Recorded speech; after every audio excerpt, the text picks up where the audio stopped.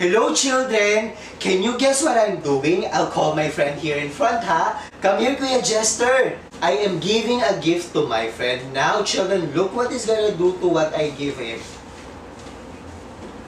He is now unwrapping my gift. Children, this is the way many people give gifts to each other.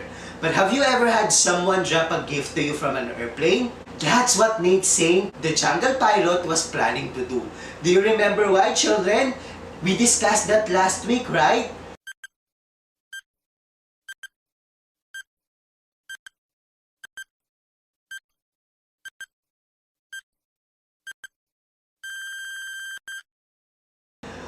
Good job! The missionaries wanted to be friends with the Okas, so Nate prepared to use his plane to drop gifts to them.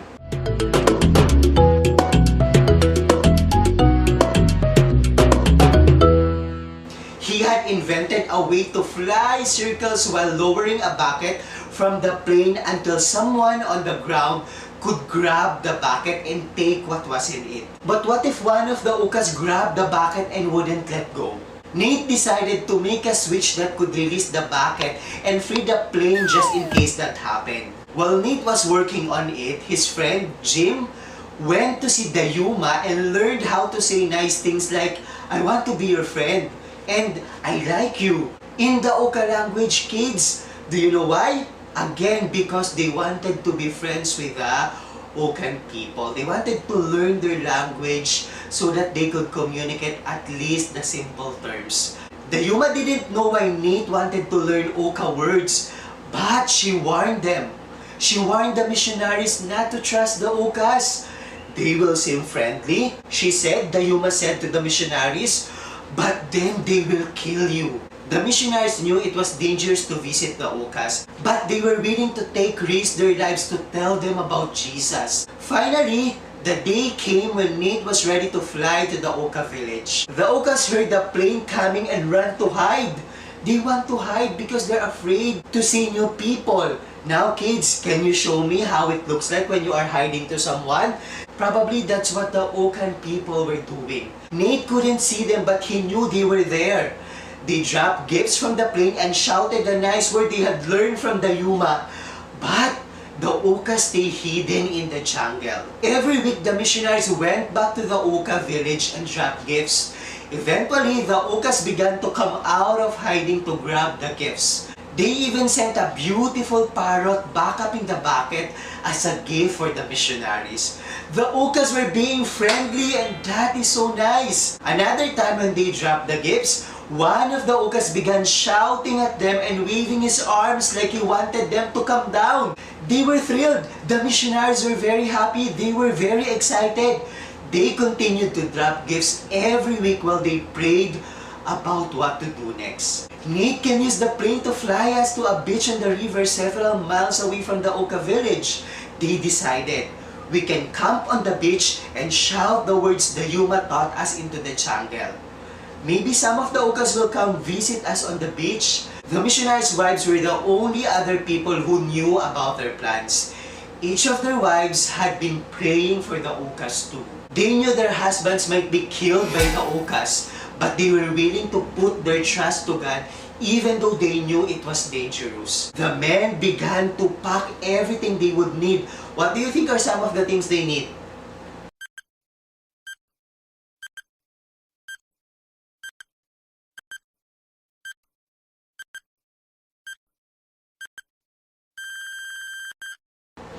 Good job! Food, water, and of course, camera. Now, can you help me pack all those things, children? Can we do this all together? Yes, finally they were all packed. They said goodbye to their wives and children and waited their turn to get in Nate's plane and fly to the camp on the beach. It took Nate several trips to fly all the supplies and each of the other men to the beach. After they set up their camp, the men took turns shouting into the jungle, repeating the nice things the Yuma had taught them to say. Now kids, can we do that all together? Can we shout, "We want to be your friends! We want to be your friends!" Can you do that, kids? Can you shout like that? That's what they were doing because they want the Okan people to hear what they want to say. That they really wanted to be friends with them. Do you know, children, that it was a very hot day and the bugs kept biting them as they waited on the beach? But they didn't give up. Then, suddenly, someone shouted back to them. A man and two women were coming toward the beach from the other side of the river. After years of praying, Nate and the other missionaries were finally meeting the Okas in the jungle. Wow, probably they're very happy because it's now happening. They will be able to see face to face the Okan people. You know what they did? They gave presents or the gifts and food to the Okas. Nate used his camera to take pictures of them.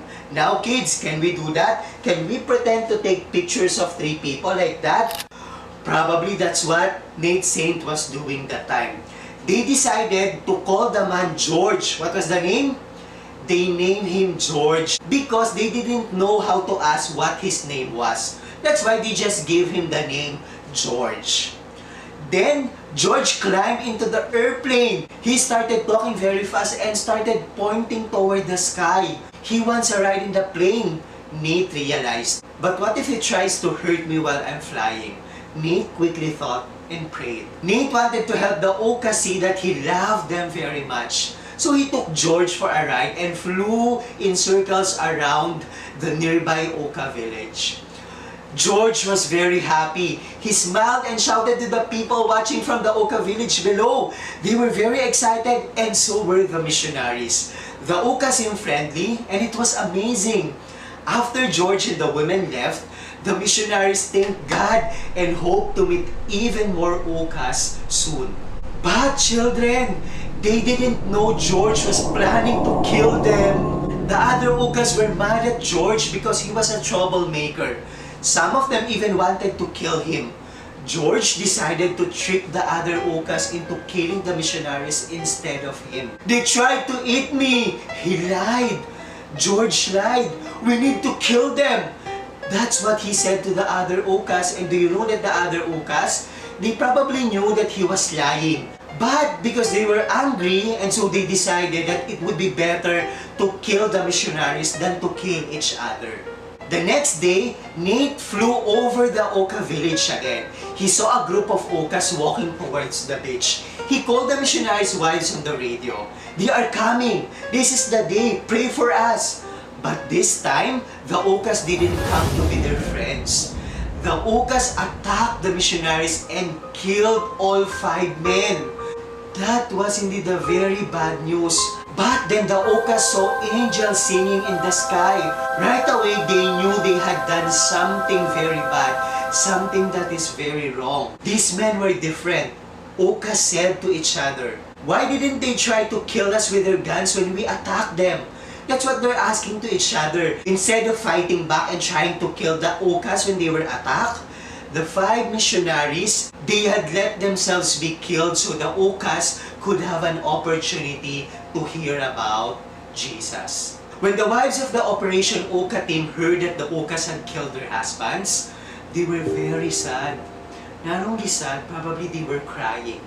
But instead of wanting revenge, they still loved them. They still loved the Okan people and wanted to tell them about Jesus. Only Jesus could help the wives to love the Okas instead of hating them for killing their husbands. They all kept serving God and telling others about Jesus for the rest of their lives. That's how much they put their trust in Jesus. And that's how much they loved Jesus. And even though their husbands were killed, they continued serving God and they continued loving the Okan people. The deaths of the Operation Oka team, what were the names again of the 5 men? Let's just review, kids, ha? Nate, Jim, Ed, Roger, and Pete. Do you know that the deaths of these 5 men shock people around the world? Because it has been in the news and even in the magazines. You know, reporters flew into the jungle to write down the story for magazines and for newspaper around the world, children. Soon, millions of people had heard about it and thousands of them began to pray for the Okas. Many people who heard about the story realized that God wanted them to be missionaries too. Nate and the others had not wasted their lives. God had used them to help thousands of people start praying for the Okas and many people to become missionaries. God used their story to help the Yuma too. The Yuma saw the pictures in the newspaper and heard what happened. She was sad, of course, because remember the sister of Nate's saying? What's the name of Nate's sister again? Rachel.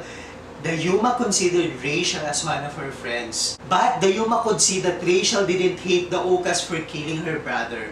Rachel still wanted to learn their language and be their friends. She loved her enemies instead of wanting revenge. The Yuma had never seen anyone do this before. God used this to show the Yuma how the love of Jesus can set people free from fear and hate. Rachel and the Yuma talked about Nate and the Okas he met on the beach before he died. The Yuma was very excited to see the pictures Nate had taken of them. Remember? Nate took some pictures while they were on the beach, right? She knew who they were because he's from that place. Remember, children? That's my aunt and that's my sister. The Yuma told Rachel as she pointed at the women in the picture. The Yuma's family was still alive, children. Is my mother still alive too? She wondered. That was the question of the Yuma in her mind. Children, would the Yuma ever get to see them again? Would the Yuma's family ever hear about Jesus? Do you want to know the answers, children?